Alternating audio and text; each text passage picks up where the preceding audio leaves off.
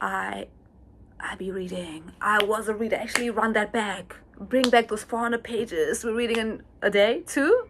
Oh, I lived. It's important to have these spaces where you are seen and spoken life into, because that's what you deserve.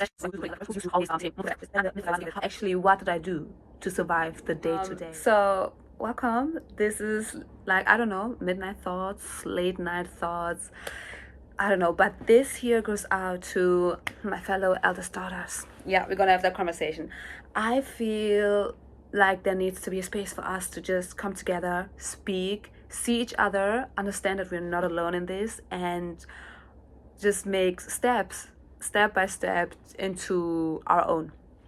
So, as a fellow eldest daughter, I have been struggling, and I know I'm not alone in this. The complexities of having all this responsibility, all these emotions like anger, frustration, but also guilt for feeling negative emotions, also being grateful for your parents making that leap and sacrificing what they sacrificed for you, all of these things, and still desiring and also deserving to be your own person. Because no, you do deserve to be your own. It's not every day that you have to put yourself last. That's not fair. You deserve better, and you deserve to be your own person. And I think this is why I'm making this. This is something I would have needed so badly growing up. Also being younger, just a couple years younger, even now, like, please give me advice, yeah?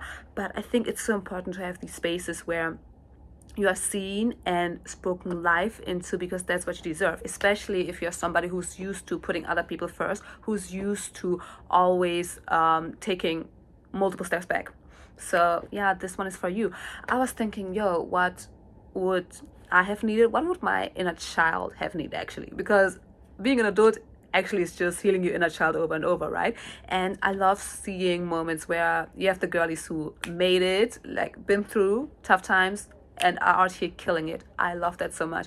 But what I think sometimes is, when I'm in the midst of it, or I was in the thick of it, how actually, what did I do to survive the day to day? What was helpful for me to actually keep myself sane and keep myself? And one thing I realized was that I had tools, I had hobbies that actually were, I just kept to myself, literally, which made me feel some way autonomous, some way like, oh, I am me, I am my own person, and that kept me sane somehow.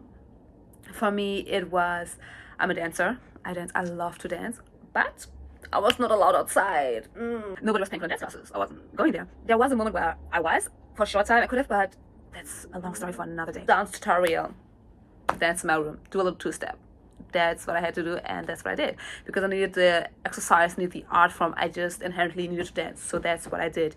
What else? I be reading. I was a reader. Actually, run that back. Bring back those 400 pages. We're reading in a day too. Oh, I lived. I loved the book. The escapism into a different world that is outside of this everyday, that was so exhausting to me. Loved that. Bring that back. I loved reading. Get a library card. Oh, a library card helped me. Saved me. Yeah, I got a library card today. Get right now. No. Also, I think I'm just very creative. So creative hobbies like drawing, writing were very, very helpful for me. Also with the writing, just like let it all out. Let it out. That helps so much. I used to love a little poetry, a little slam, that was very helpful for me. Also just sewing. I love to make my own stuff, still do. Crochet, knitting, all of those.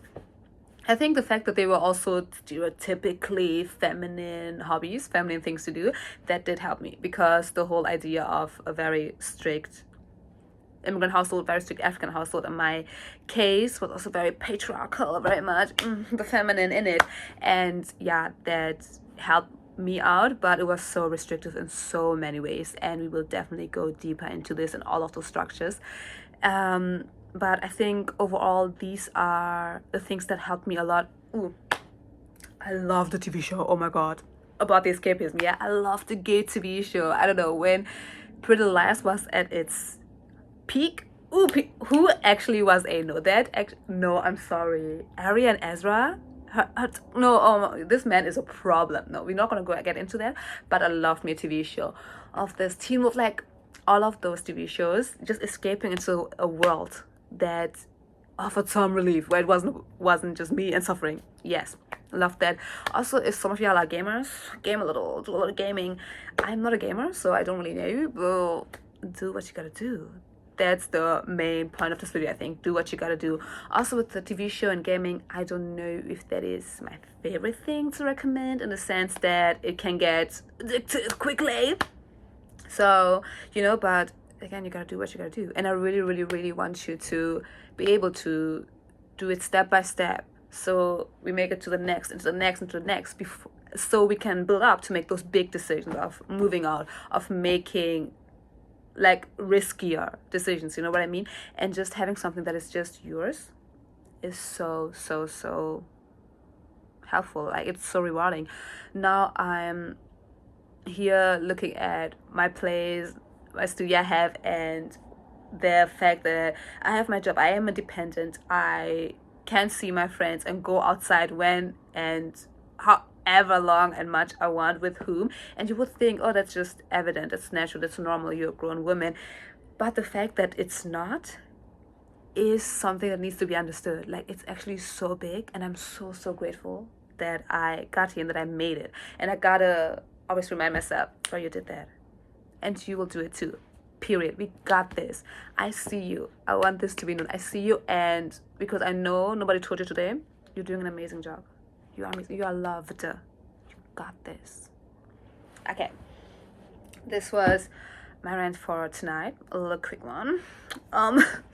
And yeah, I wanna come back and do this over and over, because I feel like we need this space. We deserve this space. I think we need to protect each other and be there for each other, and maybe this is one of the ways that can look like.